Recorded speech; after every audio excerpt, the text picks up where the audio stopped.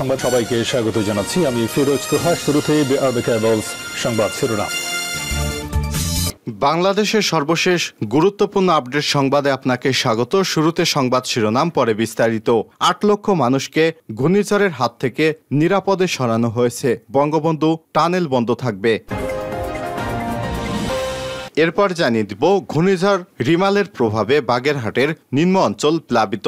ঘূর্ণিঝড় রিমাল ক্রমেই উপকূলের দিকে অগ্রসর হচ্ছে, এর সঙ্গে বাড়ছে জলোচ্ছ্বাস। রোববার ২৬শে মে প্লাবিত হয়েছে বাগেরহাটের মোড়লগঞ্জের সন্ন্যাসী বাজার সহ নিম্নাঞ্চল। ওই বাজারে এক ব্যবসায়ী আবুল হোসেন খান বলেন, হঠাৎ করেই পানির তীব্রতা বেড়েছে। সাপ্তাহিক আজ বাজারের দিন ছিল। ব্যবসা প্রতিষ্ঠান সহ সড়কে পানি ওঠায় দোকান সব বন্ধ করে নিরাপদ আশ্রয়ে যাচ্ছি। জানিয়ে দিব, প্রতিবাদী মানুষের জীবনের নিরাপত্তা চরম সংকটাপন্ন, অভিযোগ করলেন বিএনপির মহাসচিব মির্জা ফখরুল ইসলাম আলমগীর। এবারে জানিয়ে দিব, উপজেলা নির্বাচনের চতুর্থ ধাপে ২১৭ নেতাকে বহিষ্কার করল বিএনপি। দলীয় সিদ্ধান্ত অমান্য করে উপজেলা পরিষদ নির্বাচনে অংশ নেয় এ পর্যন্ত বিএনপির ২১৭ নেতাকে বহিষ্কার করা হয়েছে। তাদেরকে বিভিন্ন ধাপে ধাপে বহিষ্কার করা হয়। আজ রোববার দলটির পক্ষ থেকে দেয়া এক সংবাদ বিজ্ঞপ্তিতে সব তথ্য জানানো হয়েছে। জানিয়ে দিব, অপসাংবাদিকতার ব্যাপারে সতর্ক থাকতে হবে বলছেন সেতুমন্ত্রী ওবায়দুল কাদের। এবং সর্বশেষ জানিয়ে দিব, ব্রিটিশ এয়ারফোর্সের বিমান বিধ্বস্ত হয়ে পাইলট নিহত। যুক্তরাজ্যের লিঙ্কনাশায়ারে রয়্যাল এয়ারফোর্সের স্টেশনের কাছে একটি ফাইটার বিমান বিধ্বস্ত হয়েছে, এতে পাইলটও নিহত হয়। প্রিয় দর্শক, এতক্ষণ শুনছিলেন সংবাদ শিরোনাম, এবারে বিস্তারিত। তবে তার আগে অনুরোধ থাকবে, আপনি কোন স্থান থেকে আমাদের সংবাদটি দেখছেন কমেন্ট করে জানিয়ে দিন এই সংবাদ সম্পর্কে আপনার মূল্যবান মতামত। প্রিয় দর্শক, আপনি যদি আমাদের চ্যানেলে নতুন হয়ে থাকেন, ভিডিওটি দেখতে দেখতে চ্যানেলটি সাবস্ক্রাইব করে রাখুন, যাতে করে আমাদের লেটেস্ট আপডেট সংবাদগুলো সবার আগে আপনার কাছে পৌঁছে যায়। এবারে বিস্তারিত। ৮ লাখ মানুষকে নিরাপদে সরানো হয়েছে। বঙ্গবন্ধু টানেল বন্ধ। ঘূর্ণিঝড় রিমালের কারণে আজ রোববার সন্ধ্যা থেকে আগামীকাল সোমবার সকাল পর্যন্ত চট্টগ্রামের কর্ণফুলী নদীর তলদেশে নির্মিত বঙ্গবন্ধু শেখ মুজিবুর রহমান টানেল বন্ধ রাখা হবে। আজ দুপুরে সচিবালয়ের দুর্যোগ ব্যবস্থাপনা ও ত্রাণ প্রতিমন্ত্রী মোহাম্মদ মহিবুবুর রহমান একথা জানিয়েছেন। আন্তঃ মন্ত্রণালয় সভা শেষে একথা জানান তিনি। উপকূলের বিভিন্ন এলাকা থেকে ৮ লাখের বেশি মানুষকে নিরাপদ আশ্রয়ে সরিয়ে নেওয়া হয়েছে বলে জানান প্রতিমন্ত্রী। এসব এলাকা থেকে অন্যদের নিরাপদ আশ্রয়ে সরে যেতে আহ্বান জানানো হয়েছে। এছাড়া সারা দেশে সব মন্ত্রণালয়ের কর্মকর্তা কর্মচারীদের ছুটি বাতিল করা হয়েছে। আজ সন্ধ্যা থেকে মধ্যরাতের মধ্যে ঘূর্ণিঝড় রিমাল বাংলাদেশের উপকূল অতিক্রম করতে পারে বলে জানিয়েছে আবহাওয়া অফিস। দেশের ১৬ জেলায় ৮ থেকে ১২ ফুট উচ্চতার জলোচ্ছ্বাস হতে পারে বলে পূর্বাভাস দেওয়া হয়েছে। দেশের প্রায় প্রতিটি বিভাগে বৃষ্টিও হতে পারে। রিমালের প্রভাবে দেশের ১৬ জেলায় ৮ থেকে ১২ ফুট উচ্চতার জলোচ্ছ্বাস হতে পারে।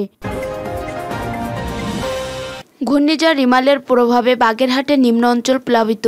ঘূর্ণিঝড় রিমাল ক্রমেই উপকূলের দিকে অগ্রসর হচ্ছে, এর সঙ্গে বাড়ছে জলোচ্ছ্বাস। রোববার ২৬শে মে দুপুর প্লাবিত হয়েছে বাগেরহাটের মোড়লগঞ্জের সন্ন্যাসী বাজার সহ নিম্ন অঞ্চল। ওই বাজারের ব্যবসায়ী আবুল হোসেন খান বলেন, হঠাৎ করে পানির তীব্রতা বেড়েছে। আজ রোববার সাপ্তাহিক বাজারের দিন। ব্যবসা প্রতিষ্ঠান সহ সড়কে পানি ওঠায় দোকান বন্ধ করে মালামাল নিরাপদে নিয়ে যাচ্ছি। বাজারে সবজি বিক্রেতা বাইজিদ হোসেন বলেন, সকাল থেকে থেমে থেমে বৃষ্টি হচ্ছে। এর আগেও আবহাওয়া অধিদপ্তর জারি করা মহাবিপদ সংকেত দেখেছে, কিন্তু হঠাৎ করে পানি বাড়তে দেখিনি। মোংলা আবহাওয়া পর্যবেক্ষণাগারের ইনচার্জ হারুনুর রশিদ বলেন, বঙ্গোপসাগরে সৃষ্টি ঘূর্ণিঝড় রিমালের কারণে ১০ নম্বর মহাবিপদ সংকেত জারি করা হয়েছে। মোড়লগঞ্জ উপজেলা নির্বাহী কর্মকর্তা ইউএনও এস.এম. তারেক সুলতান বলেন, দুর্যোগ প্রস্তুতি মেডিকেল কর্মকর্তা ডাক্তার শেখ নাদিরুজ্জামান আকাশকে প্রধান করে মেডিকেল টিম গঠন করা হয়েছে। এছাড়া ১৬টি ইউনিয়ন ও এক পৌরসভার ৬ জন সদস্য নিয়ে মেডিকেল টিম গঠন করা হয়েছে। প্রতিবাদী মানুষের জীবনের নিরাপত্তা চরম সংকটাপন্ন বলছেন মির্জা ফখরুল। ভিন্ন মতাবলম্বী ব্যক্তিদের গুম এবং বিচার বহির্ভূত হত্যায় অমানবিক কর্মসূচি চালিয়ে ডামি আওয়ামী সরকার রাষ্ট্র ক্ষমতায় টিকে আছে। গণবিচ্ছিন্ন সরকার দুঃশাসনের বিরুদ্ধে প্রতিবাদী মানুষের জীবনের নিরাপত্তা চরম সংকটাপন্ন। দেশের মানুষকে বাকরুদ্ধ করার জন্য একের পর এক কালো আইন প্রণয়ন করা হচ্ছে। সেজন্য জোরপূর্বক গুমকে অস্ত্র হিসেবে ব্যবহার করছে এ সরকার এবং দেশকে ভীতিকর জনপদে পরিণত করছে। একচ্ছত্র ক্ষমতা ধরে রাখতে ডামি সরকার গুমের মতো মনুষ্যত্ববিহীন পন্থায় বিরোধী শক্তিকে নিশ্চিহ্ন করার সর্বাধিক প্রচেষ্টা চালিয়ে যাচ্ছে। গভীর সংখ্যা, ভয় এবং শিহরণের মধ্যে বাস করছে জনগণ। গুম মানব সভ্যতার পরিপন্থী। বিশ্বব্যাপী একদলীয় কর্তৃত্ববাদী সরকার নিজেদের পথের কাঁটা সরানোর জন্য গুমকে হাতিয়ার হিসেবে ব্যবহার করে। কাউকে গুম করে দেওয়ার মানবতার বিরুদ্ধে অপরাধ হিসেবে আন্তর্জাতিক আইনে স্বীকৃতি পায়। স্বৈরতন্ত্রের ধ্বজধারী আওয়ামী লীগ সরকার বর্তমান দ্বিতীয় বাকশাল কায়েম করার পর বিএনপি সহ বিরোধী দলের যেসব নেতাকর্মীকে গুম করেছে তাদের বাপ মা ভাই বোন স্ত্রী সন্তানদের কান্নায় আকাশ বাতাস ভারী হয়ে উঠেছে।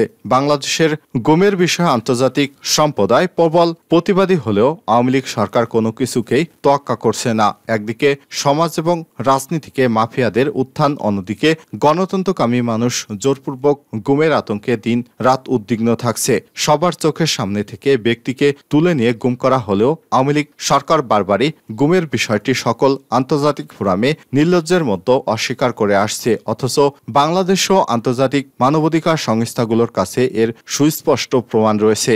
এই পরিস্থিতি থেকে বেরিয়ে আসতে হলে বর্তমান শাসন ব্যবস্থার পরিবর্তন ঘটাতে হবে। একমাত্র সুস্থ নির্বাচনের মাধ্যমে গণতান্ত্রিক সরকার এর পক্ষেই সম্ভব সকল মানুষের নিরাপত্তা নিশ্চিত করা। কারণ নির্বাচিত সরকারকে জনগণের নিকট জবাবদিহিতা করতে হয়। আন্তর্জাতিক গুম সপ্তাহ উপলক্ষে আমরা পুনর্ব্যক্ত করতে চাই অবিলম্বে এম ইলিয়াস আলী, সাইফুল ইসলাম হিরু, চৌধুরী আলম, হুমায়ুন পারভেজ, সাজেদুল ইসলাম সুমন, জাকির সহ গুম হয়ে যা অসংখ্য নেতাকর্মীকে ফিরিয়ে দিতে হবে। আমি মনে করি ভুক্তভোগী বা তাদের পরিবারকে আইনি এবং নৈতিক সহায়তার উদ্যোগ নেওয়া এবং গুমের শিকার ব্যক্তিদের পরিবারের উত্থাপিত অভিযোগ নিয়ে আন্তর্জাতিক পর্যায়ের একটি শুনানির প্রয়োজন রয়েছে। প্রতি বছরের ন্যায় এবছরও মে মাসের শেষ সপ্তাহে পালিত হচ্ছে গুম হয়ে যাওয়া ব্যক্তিদের স্মরণে আন্তর্জাতিক সপ্তাহ। একটি আন্তর্জাতিক মানবাধিকার সংস্থার হিসাব অনুযায়ী 2009 সাল থেকে 2024 সালের মার্চ পর্যন্ত বাংলাদেশের আইনশৃঙ্খলা বাহিনীর হাতে প্রায় 666 জন ব্যক্তি গুম হয়েছে। এদের মধ্যে কাউকে মৃত্যু, কাউকে অনেকদিন পর গ্রেপ্তার দেখানো হয়েছে, আবার অনেককে তথ্যই এখনো পাওয়া যায়নি। 217 নেতাকে বহিষ্কার করল বিএনপি। চলমান উপজেলা পরিষদ নির্বাচনে দলীয় সিদ্ধান্ত অমান্য করে ভোটে অংশ নেয় এ পর্যন্ত 217 জনকে বহিষ্কার করেছে বিএনপি। মোট 4 ধাপে তাদের দল থেকে বহিষ্কার করা হয়। এর মধ্যে প্রথম ধাপে 80 জন, দ্বিতীয় ধাপে 69 জন, তৃতীয় ধাপে 55 জন এবং চতুর্থ বা শেষ ধাপে ভোটে অংশ নেয় 13 জনকে বহিষ্কার করেছে দলটি। রোববার দলটির পক্ষ থেকে দেয়া এক সংবাদ বিজ্ঞপ্তিতে সব তথ্য জানানো হয়। বর্তমান সরকার ও নির্বাচন কমিশনের অধীনে উপজেলা সহ কোনো নির্বাচনে অংশ নিচ্ছে না বিএনপি। গত 16 এপ্রিল দলটির সিনিয়র যুগ্ম মহাসচিব রুহুল কবির রিজভীর এক সংবাদ বিজ্ঞপ্তিতে বলেন, দলের স্থায়ী কমিটির বৈঠকে গৃহীত সিদ্ধান্ত অনুযায়ী শেখ হাসিনা সরকার ও তার আজ্ঞাবহ নির্বাচন কমিশন বেসামরিক ও পুলিশ প্রশাসন একটি অবাধ, সুষ্ঠু এবং অংশগ্রহণমূলক এবং গ্রহণযোগ্য নির্বাচনের আয়োজন করতে পারে না। অবাধ, সুষ্ঠু এবং অংশগ্রহণমূলক নির্বাচন অনুষ্ঠানের পরিবেশ নেই, তাই উপজেলা পরিষদ নির্বাচনেও অংশ নেবে না বিএনপি। এদিকে মোট 4 ধাপে 6ষ্ঠ উপজেলা পরিষদ নির্বাচন অনুষ্ঠিত হচ্ছে। তফসিল অনুযায়ী গত 8 মে, 21 মে এবং দ্বিতীয় ধাপের উপজেলা ভোট গ্রহণ হয়েছে। এই 2 ধাপে নির্বাচনে বিএনপির বহিষ্কৃত 13 জন চেয়ারম্যান পদে 3 জন, ভাইস চেয়ারম্যান পদে জয়লাভ করেছে বলে জানা গেছে। তৃতীয় ধাপে 112টি উপজেলা পরিষদ নির্বাচনে 29 মে অনুষ্ঠিত হবে। চতুর্থ ধাপের উপজেলা পরিষদ নির্বাচন অনুষ্ঠিত হবে 5 জুন। ব্রিটিশ এয়ারফোর্সের বিমান বিধ্বস্ত হয়ে পাইলট নিহত।